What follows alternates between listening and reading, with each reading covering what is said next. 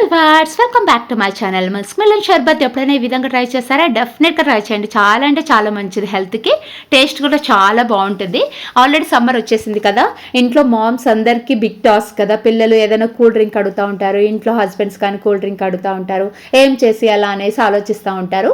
ఈ విధంగా డిఫరెంట్గా ట్రై చేయండి, చాలా మంచిది. బయట నుంచి మనము కూల్ డ్రింక్స్ అవి ఇవి తెప్పించి వాళ్ళకి ఇచ్చి వాళ్ళ హెల్త్ ఇంకా డిస్టర్బ్ అయిపోతుంది, ఇంకా డిహైడ్రేట్ అయిపోతుంది బాడీ. వాటన్నిటిని అవాయిడ్ చేసేసి ఇంట్లోనే బటర్ మిల్క్తో కానీ ఫ్రూట్స్తో కానీ ఈ విధంగా మంచిగా డిఫరెంట్ స్టైల్లో చేసి పెట్టండి. వాళ్ళు చాలా హెల్తీగా ఉంటారు, అదేవిధంగా బాడీ కూడా ఎప్పుడు కూల్గా ఉంటుంది.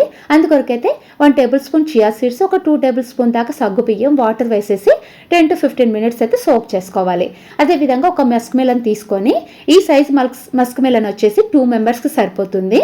ఇంకా పర్సన్స్ ఎక్కువగా ఉన్నారంటే ఫ్రూట్ సైజ్ అయితే ఇంక్రీజ్ చేసుకోవాలి.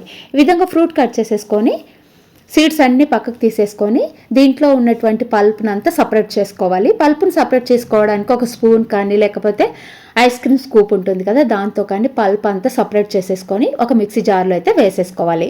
వేసేసుకొని కొద్దిగా పాలు వేసేసుకొని ఒక 2 టేబుల్ స్పూన్ దాకా షుగర్ కానీ జాగీర్ కానీ లేకపోతే హనీ కానీ వేసుకోవచ్చు. షుగర్ బదులు హనీ వేసుకోండి, ఇంకా మంచిది.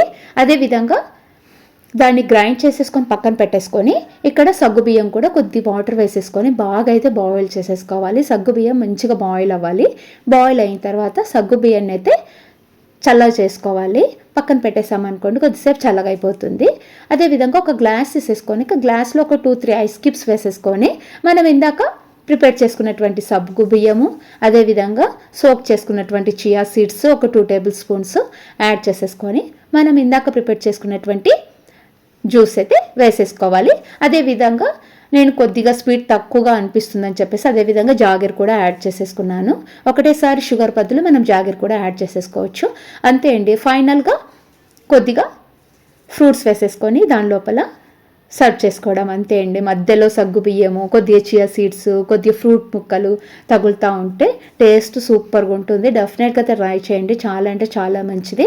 ఎప్పుడైనా కానీ బయటవన్నిటిని అవాయిడ్ చేసేసేయండి సమ్మర్లో. దానివల్ల హెల్త్ డిస్టర్బ్ అవుతుంది తప్ప ఏమీ ఉండదు. వీడియో నచ్చినట్లయితే లైక్ చేసి సబ్స్క్రైబ్ చేయండి. Thanks for watching. Bye bye.